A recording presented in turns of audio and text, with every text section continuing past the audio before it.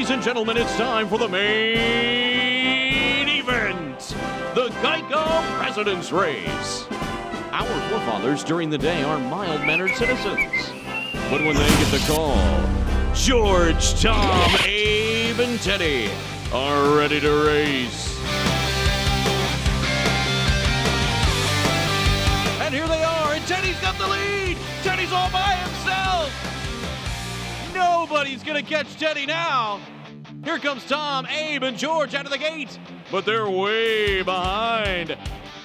Come on, Teddy! He's all by himself in the right field corner. The other three aren't gonna catch him. No way, no how. Teddy's in the lead. It's the Oriole Bird. Oh! Oh no!